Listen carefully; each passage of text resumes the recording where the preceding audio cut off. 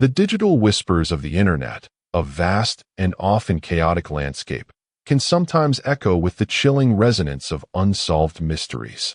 On one corner of this digital realm, a user poses a seemingly straightforward question: how to get a forensic scientist job? It's a query born of ambition, a desire to contribute to the pursuit of justice, to delve into the intricate details that unravel the darkest of human acts. Yet, this practical aspiration, when juxtaposed with a recent seismic development in one of America's most enduring criminal enigmas, takes on a profound new significance. For it was through the very disciplines a forensic scientist might embody, through meticulous analysis and unwavering dedication, that a decades-old puzzle, a taunting riddle left by a phantom killer, has finally begun to yield its secrets. The FBI's confirmation that the Zodiac Killer's 340 cipher has been cracked casts a long shadow, illuminating not only the chilling audacity of the killer, but also the persistent power of human intellect and the evolving capabilities of forensic science. The story of the Zodiac Killer is etched into the annals of American crime with a chilling finality, a story of terror that unfolded primarily in Northern California during the late 1960s and early 1970s. He was a phantom, a specter who preyed on unsuspecting victims, leaving behind a trail of violence and a signature that became synonymous with fear. His crimes were brutal, his methods seemingly random, and his ability to evade capture almost supernatural. Yet, perhaps more than the murders themselves, it was his communication, his deliberate engagement with the public and the authorities through taunting letters and enigmatic ciphers that cemented his place in criminal lore.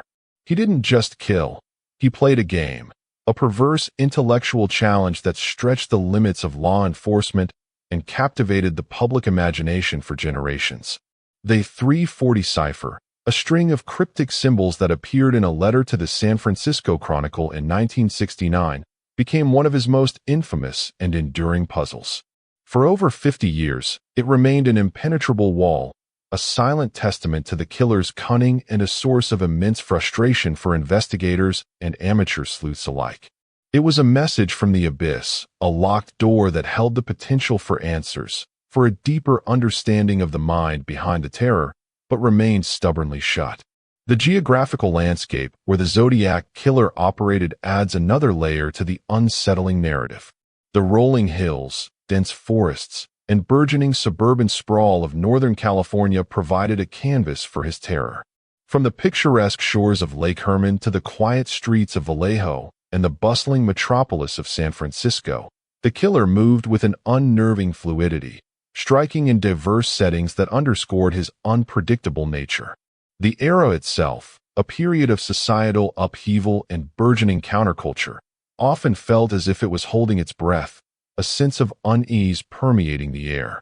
The bright, optimistic promises of the late 1960s were cruelly juxtaposed with the chilling reality of the Zodiac's nocturnal activities.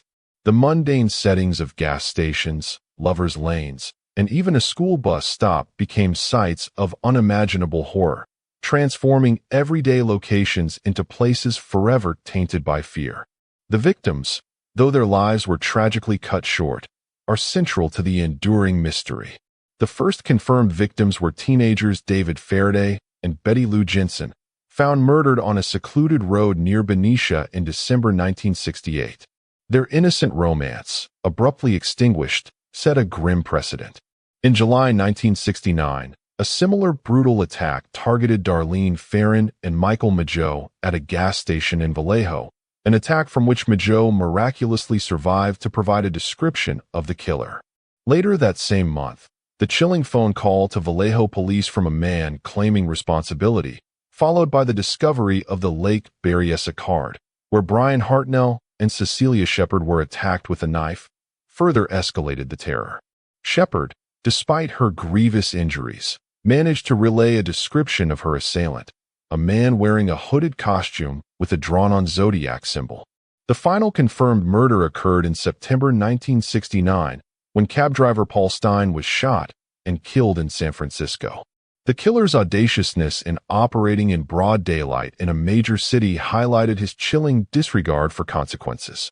The 340 cipher, a 340-character coded message, became one of the Zodiac's most notorious challenges.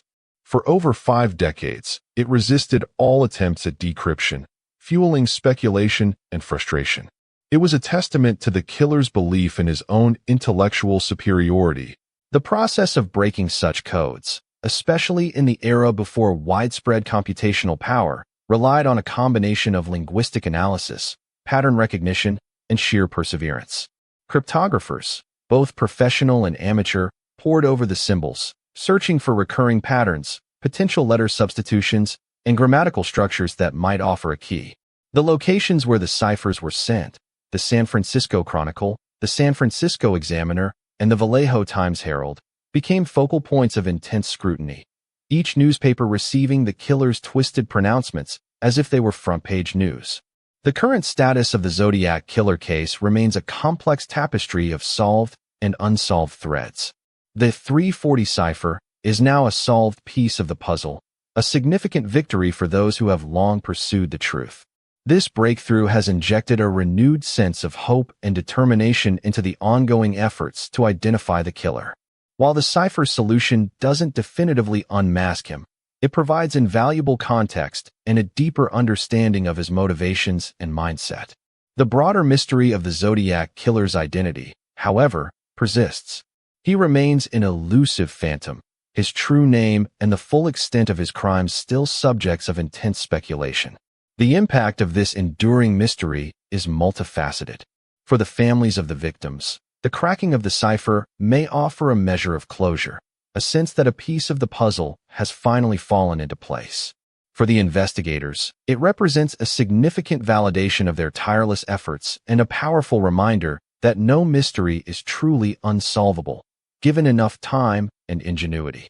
For the public, the Zodiac killer continues to be a potent symbol of unsolved evil, a chilling reminder of the darkness that can lurk beneath the surface of everyday life. The user on Reddit, by asking about forensic science jobs, is not just contemplating a career.